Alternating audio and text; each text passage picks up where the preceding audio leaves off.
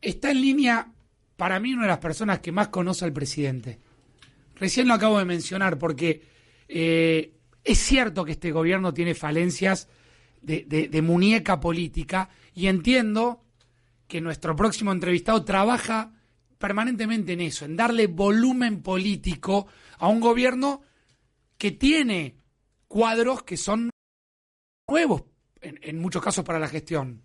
Está en línea Guillermo Francos, el ministro del Interior. Guillermo, ¿cómo le va? Facundo Pastor en la red. Hola Facundo, ¿cómo están? Buenas tardes. Bien, gracias por atendernos. ¿Qué está pasando con los gobernadores? ¿Están enojados? ¿Están?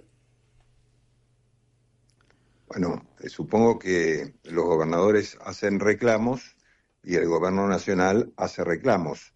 Todos tenemos temas para reclamar en una circunstancia particular de crisis económico-social de la Argentina.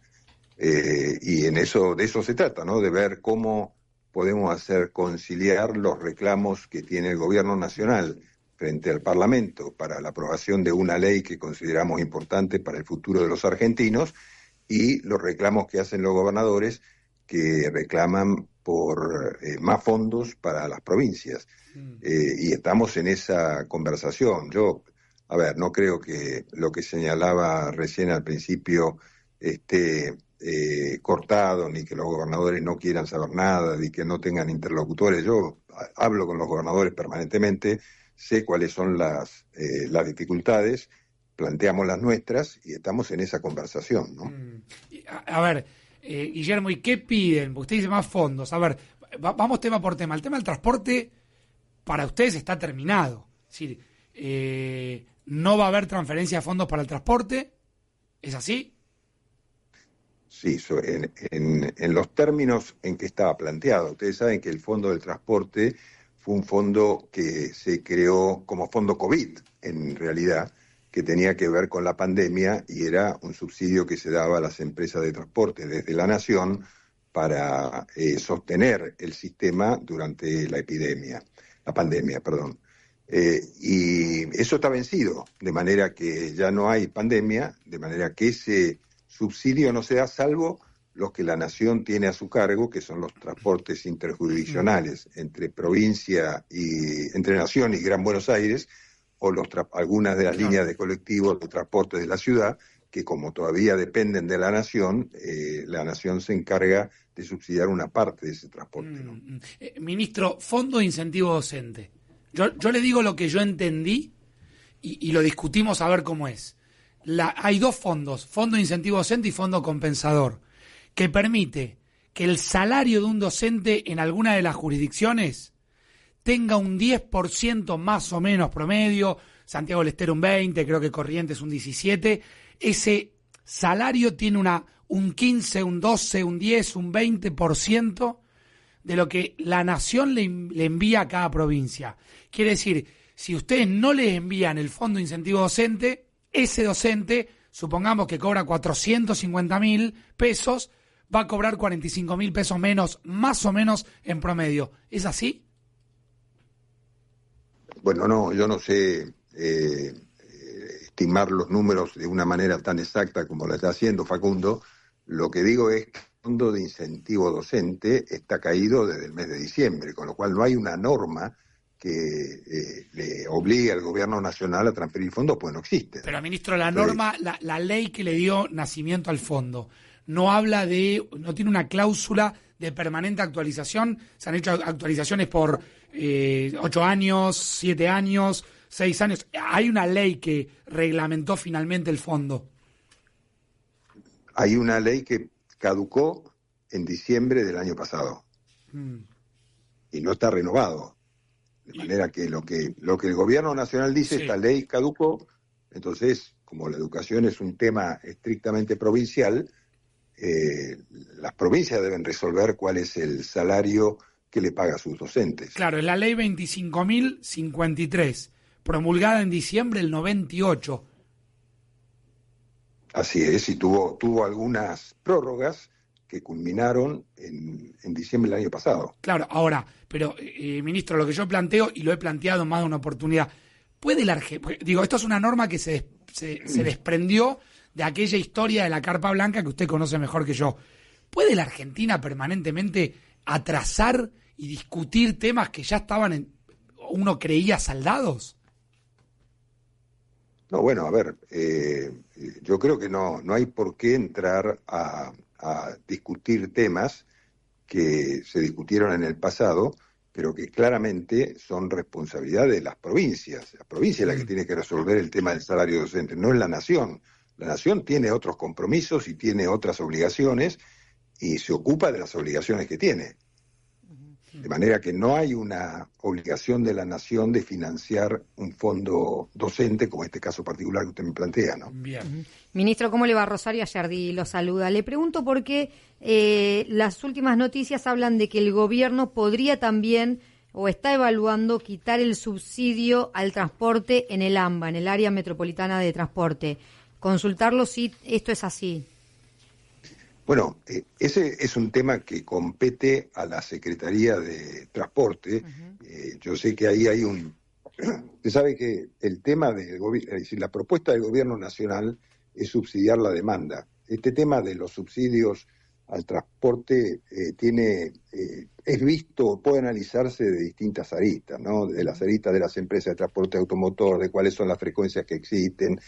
Hay un sistema de gestión de esto que hace muy complejo la administración de ese tema, ¿no?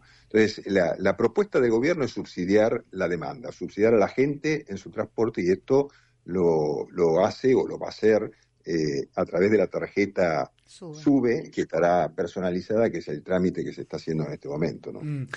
Hoy el vocero presidencial confirmó que se viene la desregulación de las obras sociales. Para el oyente que nos está escuchando, ¿qué significaría eso?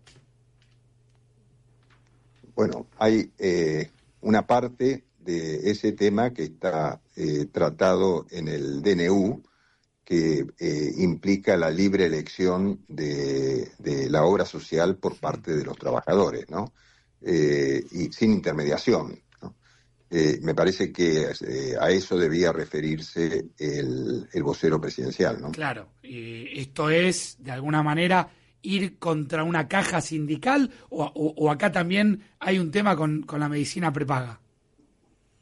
No, a ver, los temas de la medicina prepaga es una asociación voluntaria y cada una de las empresas debe manejarse y se manejará de acuerdo a lo que son sus propios presupuestos de gastos, etcétera. No es conocido por todo el mundo que ahí hay que verla desde la doble perspectiva, ¿no? Del afiliado a una prepaga médica, en este caso, o a una obra social, y a los costos que tiene la obra social, que venían reclamando que no le alcanzaba con las cuotas sociales para pagar los servicios que se habían ido encareciendo. Bueno, pues eso es una relación que tiene que regular la propia empresa con sus afiliados, ¿no? La empresa sabrá cómo lo regula, ¿no? Y de qué manera establece sus cuotas de afiliación. Le contamos a la gente... Pero no es un tema en que el Estado tenga que entrometerse, es una relación privada. Bien, le contamos a la gente que estamos dialogando con el ministro del Interior, Guillermo Francos. ¿Cómo está la relación con Macri del gobierno? Siempre ha sido buena la relación del presidente Milei con el expresidente Macri, siempre ha sido de mucho diálogo, de búsqueda de acuerdos y de compartir algunas visiones y algunas experiencias. Y me parece que siguen esos términos y lo siguen permanentemente en contacto. ¿Puede esto terminar en un cogobierno, en una alianza de Mauricio Macri con Javier Milei que permita, por ejemplo, ingresar a más dirigentes del PRO en la Casa Rosada? La integración de dirigentes del PRO o de la coalición Cambiemos al gobierno nacional ya se dio, ¿no?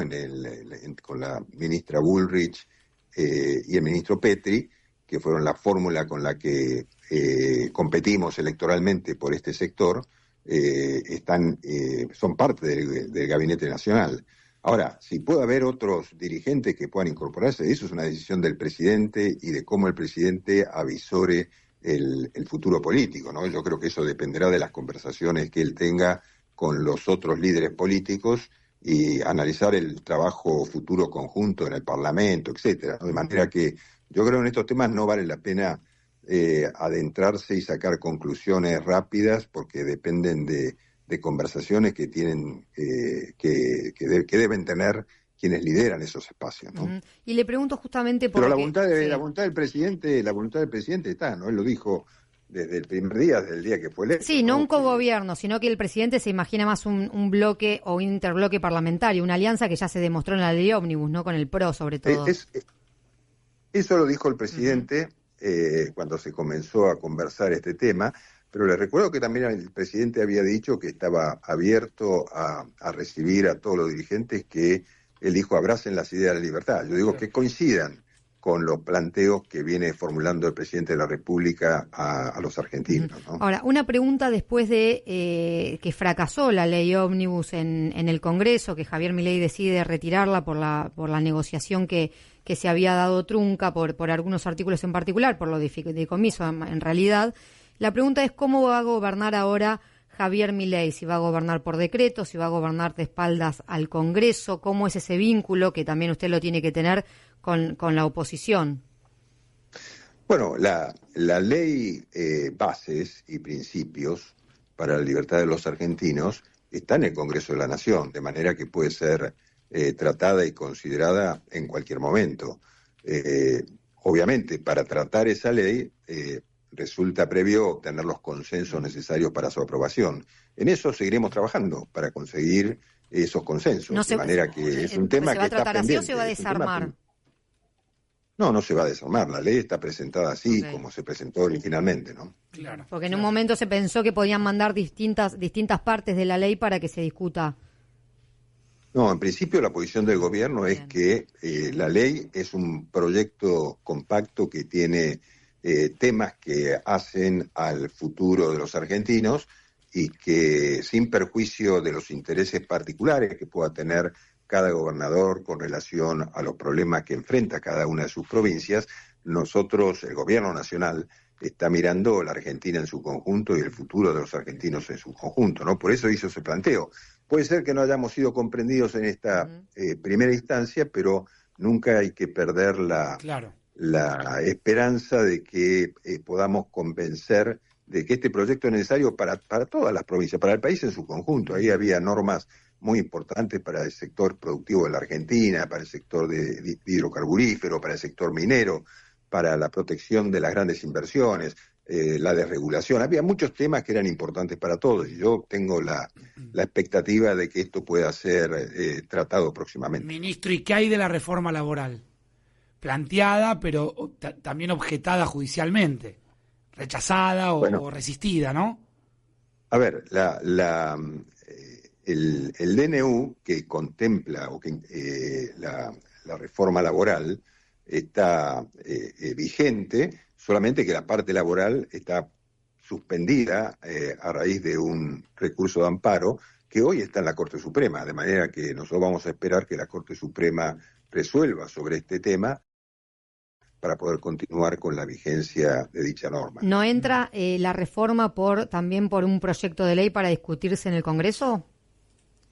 No es la intención actual del gobierno hacerlo, ¿no? La intención del gobierno es esperar el fallo de la Corte Suprema para que entre en plena vigencia la norma establecida en el DNU. Se habla mucho de esto, ministro, en las últimas horas, de este ejemplo cotidiano que yo le voy a poner. ¿Usted se imagina pronto yendo al supermercado pagando con dólares?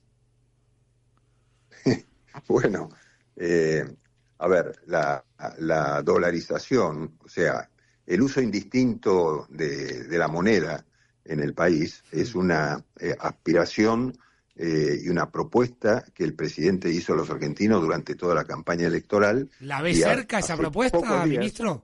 Sí, yo la veo como una posibilidad no muy lejana, ¿no? Me parece que cuando los números de la macroeconomía se acomoden, la propuesta de dolarización, en este sentido, de libertad en el uso de la moneda por parte de los argentinos, va a estar vigente. Eso nunca implicaría que desaparezca el peso como moneda de curso legal, porque eso sería ir a una pelea constitucional con la Corte, o sea, no. sino que se habilite... Los argentinos elegirán en qué moneda quieren operar, ¿no? Esa me parece que fue la propuesta del presidente, ¿no? ¿Y esto lo ve cerca, mitad de año, por ejemplo?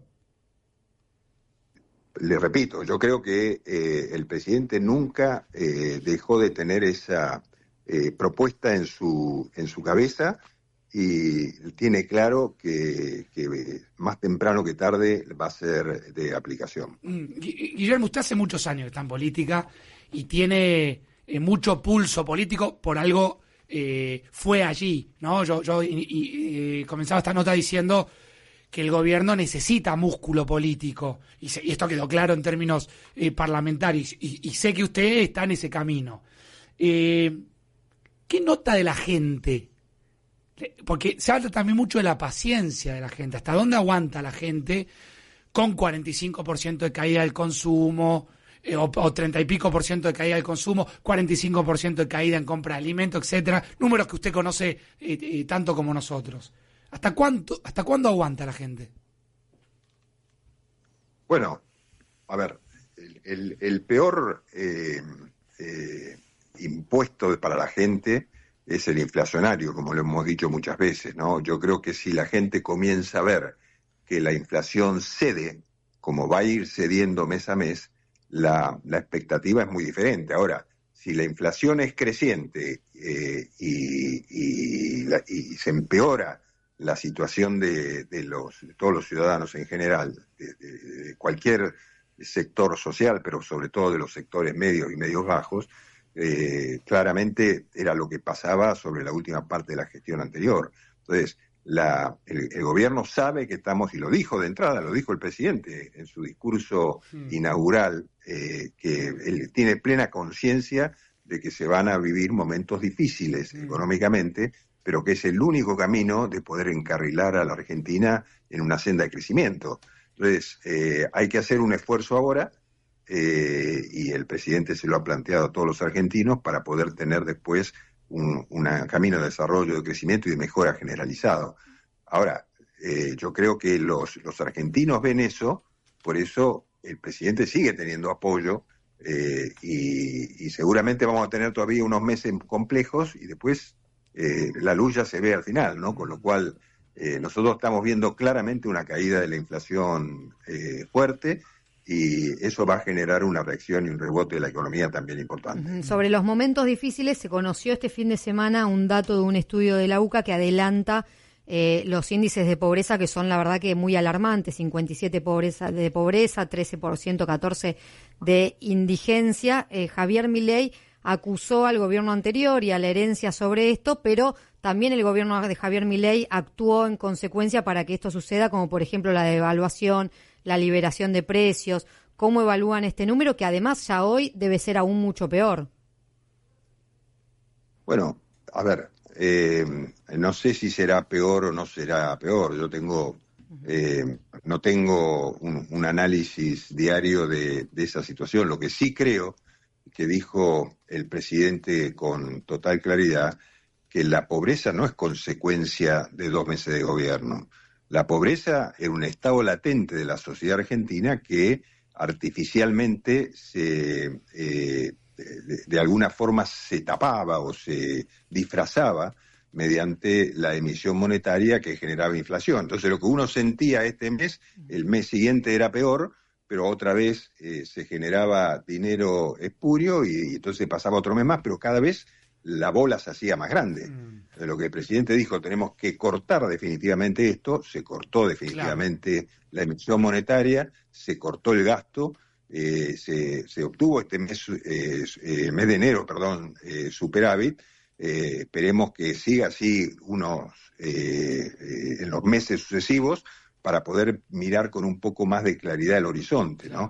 Entonces yo creo que son varias cosas las que se conjugan para mejorar la situación de pobreza de los argentinos. Y nosotros estamos atacando el flagelo más importante, de vuelta.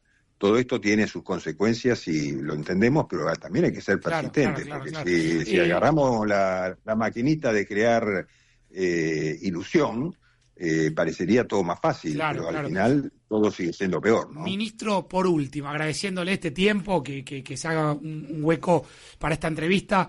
Teníamos hace tiempo ganas de conversar con usted y preguntarle. Es la segunda vez que Cristina Fernández de Kirchner, muy temprano a la mañana, publica algo como... A mí me llamó más la atención el horario que lo que publica. Después podemos discutir el contenido, pero hay una intención allí de fijar como cierta agenda. Y lo escucho mucho al presidente hablar del club del helicóptero. ¿Qué mirada tiene usted? ¿Usted cree que hay, digamos, con qué oposición se encontraron? Bueno, yo creo que el famoso club del helicóptero es el club de aquellos que piensan que un gobierno puede terminar antes de lo que dura constitucionalmente su mandato. ¿Cristina piensa eso, ministro? Bueno, yo no lo sé si lo piensa o no sé por qué me lo pregunta Facundo, pero, No.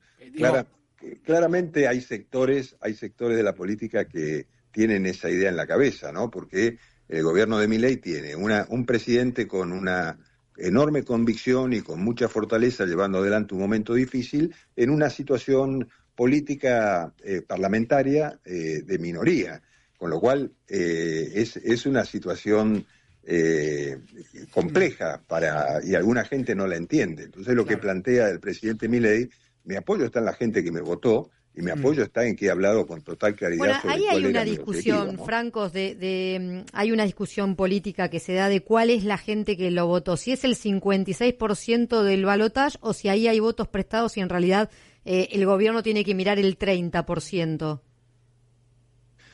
No, yo creo que lo importante son los votos que hicieron que Milei fuera presidente, ¿no? Entonces, yo creo que hubo dos proyectos muy claros. Estamos hablando del balotaje, Sí. ¿no? Hubo dos proyectos muy claros. El proyecto que proponía un cambio en el camino que señaló el presidente, que es el camino de terminar con el déficit fiscal, dejar de imprimir moneda falsa y avanzar con un proyecto económico de apertura, de regulación, inversión, etcétera. Y el otro era el método populista, que era el que llevó adelante el gobierno del kirchnerismo durante muchos años, ¿no? Entonces la gente votó por un cambio. El cambio ese obtuvo el 56% de los votos, ¿no? Está claro. Entonces me parece que la gente votó eso, ¿no? Ministro, por último, yo decía en la apertura de la nota que hay 4 o 5 personas que conocen muy bien al presidente. Uno es usted, otra será Karina. ¿Cómo lo ve al presidente? Porque se habla mucho de cómo tuitea, de sus peleas con Lali, con María Becerra. ¿Cómo está él? No, él está muy bien. Yo digo, él es un presidente con mucha convicción y que tiene una capacidad de comunicación directa que tal vez no ha tenido otro presidente. Él se comunica directamente con la gente utilizando los mecanismos estos, como usted señala, pero no pasa mucho tiempo en Twitter. Bueno, pero yo digo, ¿no es importante la comunicación directa? Sí.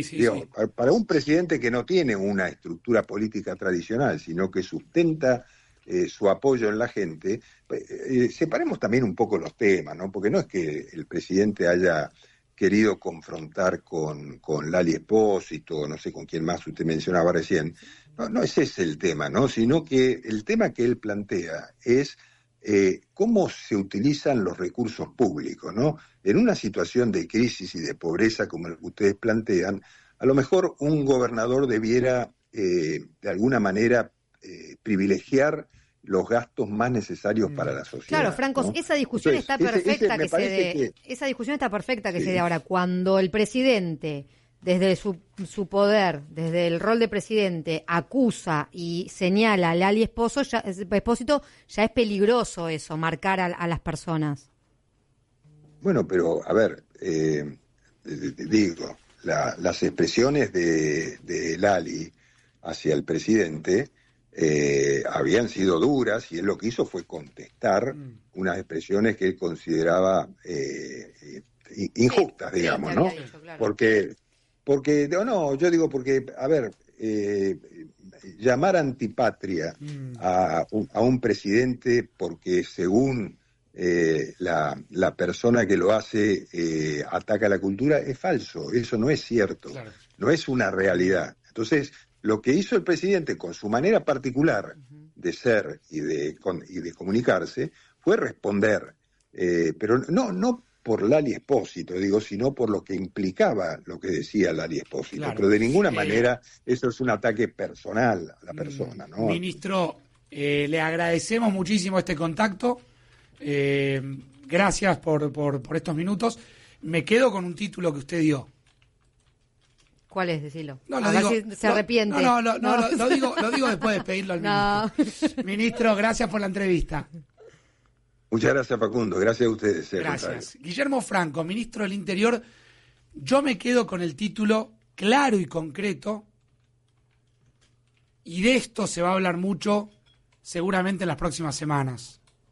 Algo que hoy estuvimos hablando con Rosario fuera de micrófono.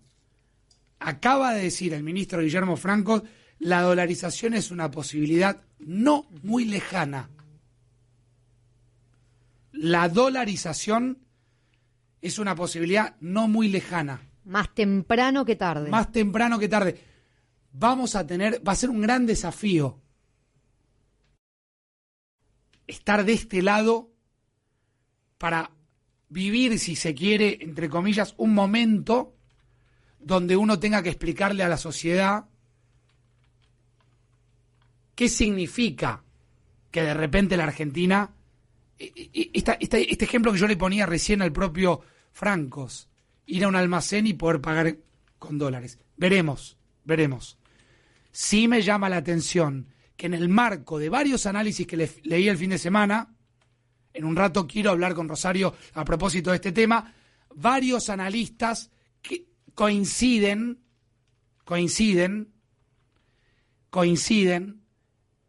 en que esto está mucho más cerca de lo que verdaderamente se cree. Por eso se lo pregunté a Francos. La dolarización es una posibilidad no muy lejana. Guillermo Francos, ministro